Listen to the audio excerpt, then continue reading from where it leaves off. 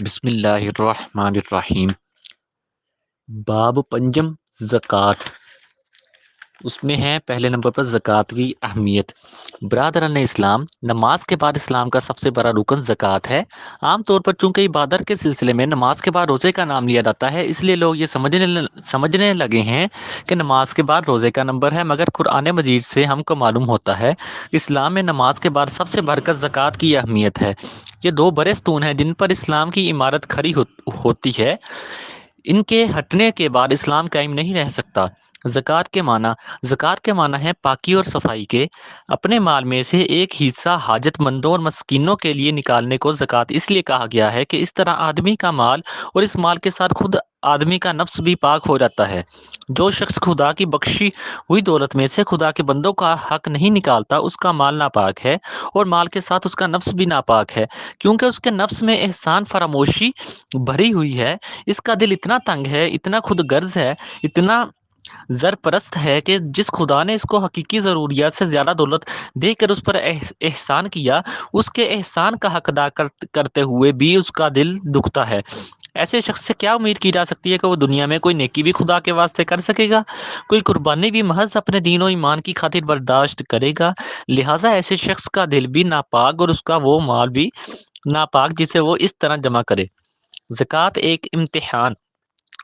اللہ تعالیٰ نے زکوٰۃ کا فرض عائد کر کے یہ ہر شخص کو امتحان میں ڈالا ہے۔ جو شخص بخوشی اپنے ضرورت سے زیادہ مال میں سے خدا کا حق نکالتا ہے، اس کے بندوں کی مدد کرتا ہے، وہی اللہ کے کام کا آدمی ہے، اور وہی اس لائق ہے کہ ایمانداروں کی جماعت میں اس کا شمار کیا جائے۔ اور جس کا دل اتنا تنگ ہے کہ وہ اتنی ذرا سی قربانی بھی خداوند عالم کے لیے برداشت نہیں کر سکتا، وہ اللہ کے کسی کام کا نہیں، وہ ہرگز اس لائق نہیں کہ اہل ایمان کی جماعت میں داخل کیا جائے۔ وہ تو ایک سڑا ہوا عضو ہے جسے جسم سے الگ ہی کر دینا بہتر ہے، ورنہ سارے جسم کو سڑا دے گا۔ یہی وجہ ہے کہ سرکار رسالت مآب صلی اللہ علیہ وسلم کی وفات کے بعد جب عرب کے بعض قبیلوں نے زکوٰۃ دینے سے انکار کیا تو جناب صدیق اکبر رضی اللہ عنہ نے ان سے اس طرح جنگ کی جیسے کافروں سے کی جاتی ہے، حالانکہ وہ لوگ نماز پڑھتے تھے، خدا اور اس کے رسول صلی اللہ علیہ وسلم کا اقرار کرتے تھے۔ اس سے معلوم ہوتا ہے کہ زکوٰۃ کے بغیر نماز، روزہ اور ایمان کی شہادت سب بیکار ہیں، کسی چیز کا بھی اعتبار نہیں کیا جا سکتا۔ تمام انبیاء علیہ السلام کی امتوں پر زکوٰۃ کی فرضیت قرآن مجید اٹھا کر دیکھیے، آپ کو نظر آئے گا کہ قدیم زمانے سے تمام انبیاء علیہ السلام کی امتوں کو نماز اور زکوٰۃ کا حکم لازمی طور پر دیا گیا ہے، اور دین اسلام کبھی کسی نبی کے زمانے میں بھی ان دو چیزوں سے خالی نہیں رہا۔ سیدنا حضرت ابراہیم علیہ السلام اور ان کی نسل کے انبیاء علیہ السلام کا ذکر فرمانے کے بعد ارشاد ہوتا ہے، سورۃ الانبیاء 73، ہم نے انسانوں کا پیشوا بنایا، وہ ہمارے حکم کے مطابق لوگوں کی رہنمائی کرتے تھے۔ ہم نے وحی کے ذریعے سے ان کو نیک کام کرنے اور نماز پڑھنے اور زکوٰۃ دینے کی تعلیم دی، اور وہ ہمارے عبادت گزار تھے۔ سیدنا اسماعیل علیہ السلام کے متعلق ارشاد ہے، سورۃ المریم 55، وہ اپنے لوگوں کو نماز اور زکوٰۃ کا حکم دیتے تھے، وہ اللہ کے نزدیک برگزیدہ تھے۔ حضرت موسیٰ علیہ السلام نے اپنی قوم کے لیے دعا کی کہ خدایا ہمیں اس دنیا کی بھلائی بھی عطا کر اور آخرت کی بھلائی بھی۔ آپ کو معلوم ہے کہ اس کے جواب میں اللہ تعالیٰ نے کیا فرمایا؟ سورۃ الاعراف 156، میں اپنے عذاب میں جسے چاہوں گا گھیر لوں گا، اگرچہ میری رحمت ہر چیز پر چھائی ہوئی ہے، مگر اس رحمت کو میں انہی لوگوں کے حق میں لکھوں گا جو مجھ سے ڈریں گے، زکوٰۃ دیں گے اور ہماری آیات پر ایمان لائیں گے۔ حضرت موسیٰ علیہ السلام کو قوم چونکہ چھوٹے دل کی تھی اور روپے پر جان دیتی تھی، جیسا کہ آج بھی یہودیوں کا حال آپ دیکھتے ہیں، کہ اس لیے اللہ تعالیٰ نے اتنے جلیل القدر پیغمبر کی دعا کے جواب میں صاف فرما دیا کہ تمہاری امت اگر زکوٰۃ کی پابندی کرے گی تب تو اس کے لیے میری رحمت کا وعدہ ہے، ورنہ ابھی سے صاف سن رکھو کہ وہ میری رحمت سے محروم ہو جائے گی اور میرا عذاب اسے گھیر لے گا۔ چنانچہ حضرت موسیٰ علیہ السلام کے بعد بھی بار بار بنی اسرائیل کو اس بات پر تنبیہ کی جاتی رہی، بار بار ان سے عہد لیے گئے اور اللہ کے سوا کسی کی عبادت نہ کریں، نماز و زکوٰۃ کی پابندی کریں۔ سورۃ البقرہ رکوع 10، یہاں تک کہ آخر میں صاف نوٹس دے دیا گیا۔ سورۃ المائدہ 12 نمبر، یعنی اللہ نے فرمایا ہے بنی اسرائیل میں تمہارے ساتھ ہوں، اگر تم نماز پڑھتے اور زکوٰۃ دیتے رہو اور میرے رسولوں پر ایمان لاؤ، جو رسول آئیں ان کی مدد کرو، اللہ کو قرض حسن دو تو میں تمہاری برائیاں تم سے دور کر دوں گا۔ رسول اللہ صلی اللہ علیہ وسلم سے پہلے آخری نبی حضرت عیسیٰ علیہ السلام تھے، سو ان کو بھی اللہ تعالیٰ نے نماز اور زکوٰۃ کا ساتھ ساتھ حکم دیا، جیسا کہ سورۃ مریم میں ہے 31 نمبر۔ اللہ تعالیٰ نے مجھے برکت دی جیسا بھی میں ہوں، اور مجھے ہدایت فرمائی کہ نماز پڑھوں اور زکوٰۃ دیتا رہوں جب تک زندہ رہوں۔ اس سے معلوم ہو گیا کہ دین اسلام ابتدا سے ہر نبی کے زمانہ میں نماز اور زکوٰۃ ان دو برس دونوں پر قائم ہوا ہے، اور کبھی ایسا نہیں ہوا کہ خدا پر ایمان رکھنے والی کسی امت کو بھی ان دو فرضوں سے معاف کیا گیا ہو۔ امت مسلمہ پر زکوٰۃ کی فرضیت، اب دیکھیے کہ حضرت محمد صلی اللہ علیہ وسلم کی شریعت میں یہ دونوں فرض کس طرح ساتھ ساتھ لگے ہوئے ہیں۔ قرآن مجید کھولتے ہی سب سے پہلے جن آیات پر آپ کی نظر پڑتی ہے وہ کیا ہے؟ ذالک الکتاب لا ریب فیہ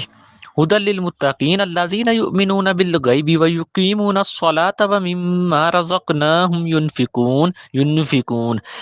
سورۃ البقرہ 3 نمبر، یہ قرآن اللہ کی کتاب ہے، اس میں کوئی شک نہیں، کسی قسم کا شک نہیں ہے۔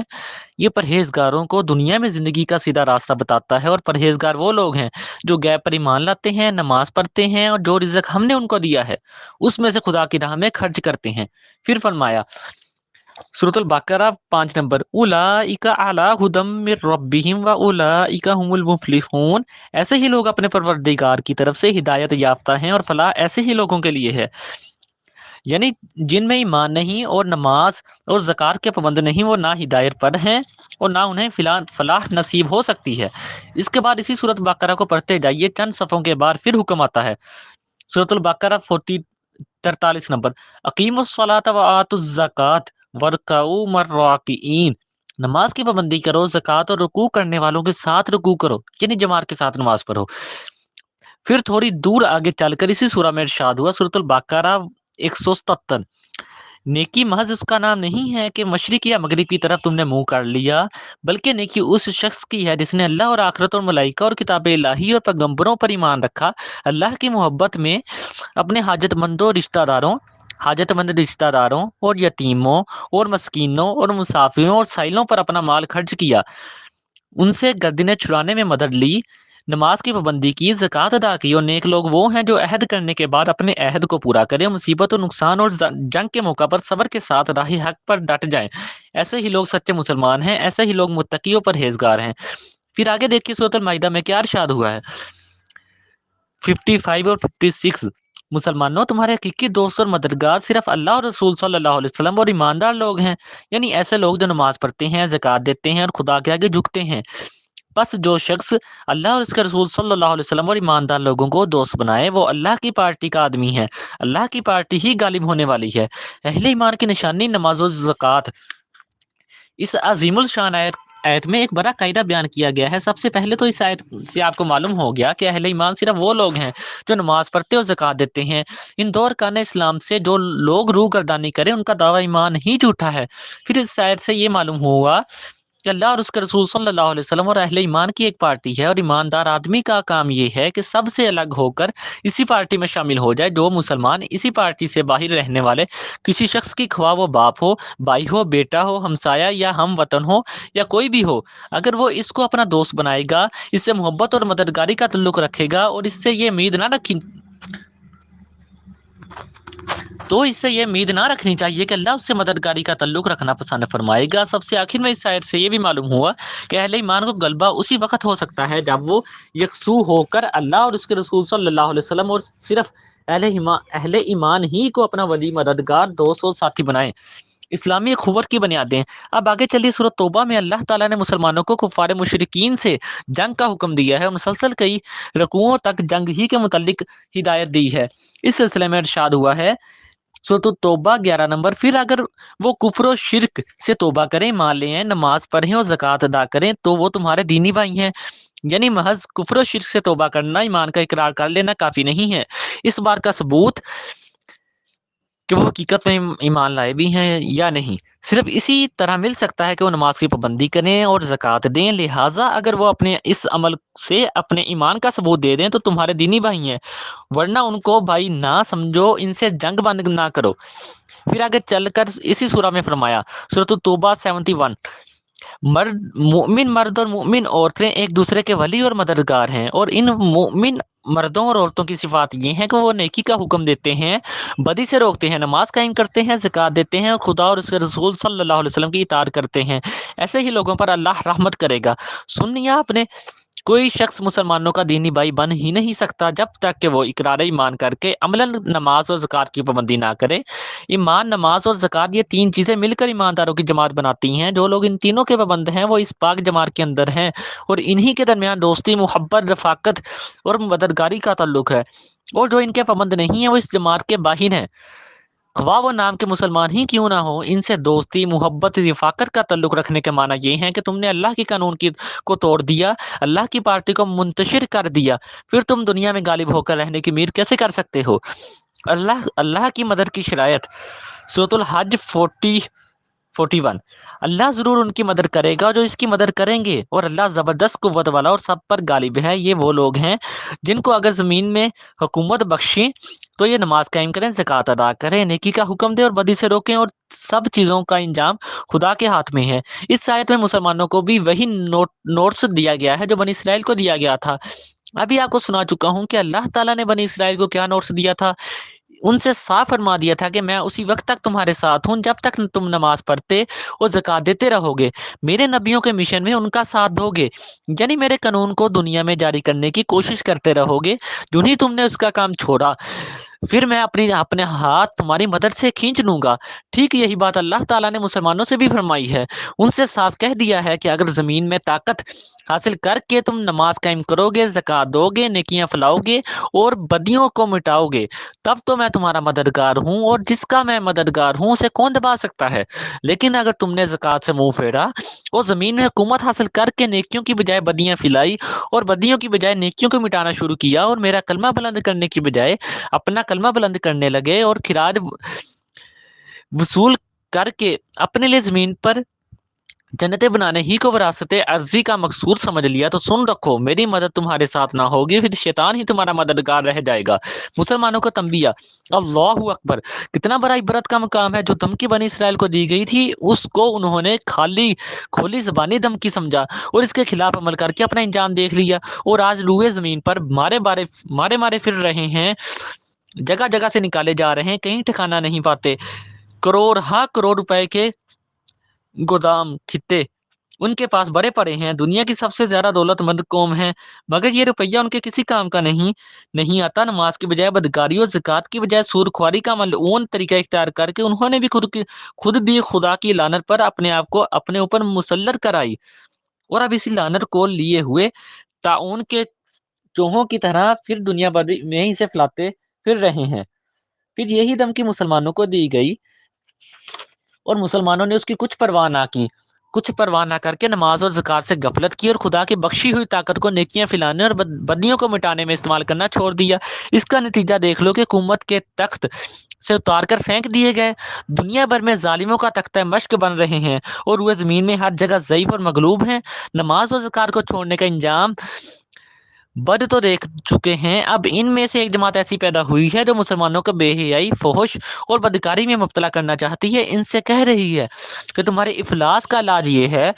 کہ بینک اور انشورنس کمپنیاں قائم کرو اور سود خواری شروع کر دو۔ خدا کی قسم، اگر انہوں نے یہ کیا تو وہی ذلت اور خواری ان پر مسلط ہو کر رہے گی جس میں یہودی مبتلا ہوئے ہیں، اور یہ بھی خدا کی اس لعنت میں گرفتار ہو جائیں گے جس نے بنی اسرائیل کو گھیر رکھا ہے۔ زکوٰۃ نہ دینے والوں کا انجام، برادران اسلام،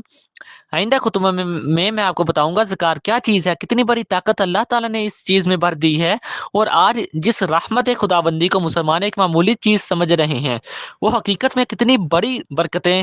رکھتی ہے۔ آج کے خطبے میں میرا مقصد آپ کو صرف یہ بتانا تھا کہ نماز و زکوٰۃ کا اسلام میں کیا درجہ ہے۔ بہت سے مسلمان یہ سمجھتے ہیں اور ان کے مولوی ان کو رات دن یہ اطمینان دلاتے رہتے ہیں کہ نماز نہ پڑھ کر، زکوٰۃ نہ دے کر بھی وہ مسلمان رہتے ہیں، مگر قرآن اس کو صاف الفاظ میں تردید کرتا ہے۔ قرآن کی روح سے کلمہ طیبہ کا اقرار ہی بے معنی ہے اگر آدمی اس کے ثبوت میں نماز اور زکوٰۃ کا پابند نہ ہو۔ اسی بنا پر حضرت ابوبکر صدیق رضی اللہ عنہ نے زکوٰۃ سے انکار کرنے والوں کو کافر سمجھ کر ان کے خلاف تلوار اٹھائی تھی، جیسا کہ میں بھی میں ابھی آپ سے بیان کر چکا ہوں کہ صحابہ کرام رضی اللہ عنہ کو ابتدا میں شبہ تھا کہ آیا کہ وہ مسلمان جو خدا اور اس کے رسول صلی اللہ علیہ وسلم کا اقرار کرتا ہے اور نماز بھی پڑھتا ہے ان لوگوں کے زمرے میں شامل کیا جا سکتا ہے یا نہیں جن پر تلوار اٹھانے کا حکم ہے۔ مگر جب حضرت ابو بکر صدیق رضی اللہ عنہ جن کو اللہ نے مقام نبوت کے قریب درجہ عطا فرمایا تھا اپنی بات پر اڑ گئے اور انہوں نے اصرار کے ساتھ فرمایا کہ خدا کی قسم اگر یہ لوگ اس زکوٰۃ میں سے جو رسول اللہ صلی اللہ علیہ وسلم کے عہد میں دیا کرتے تھے اونٹ باندھنے کی ایک رسی بھی روکیں گے تو میں ان پر تلوار اٹھاؤں گا۔ تو بلاخر تمام صحابہ کرام کے دلوں کو اللہ نے حق کے لیے کھول دیا اور سب نے یہ بات تسلیم کر لی کہ زکوٰۃ سے انکار کرنے والے پر جہاد کرنا چاہیے۔ قرآن صاف کہتا ہے زکوٰۃ نہ دینا ان مشرکین کا کام ہے جو آخرت کے منکر ہیں۔ سورۃ حامیم سجدہ 6-7۔ وَوَيْلٌ لِّلْمُشْرِكِينَ، تباہی ہے ان مشرکین کے لیے الَّذِينَ لَا يُؤْتُونَ الزَّكَاةَ، ان کے لیے جو زکوٰۃ نہیں دیتے، وَهُمْ بِالْآخِرَةِ وَهُمْ كَافِرُونَ، اور ان سے جو آخرت کے منکر ہیں جو آخرت کا انکار کرتے ہیں۔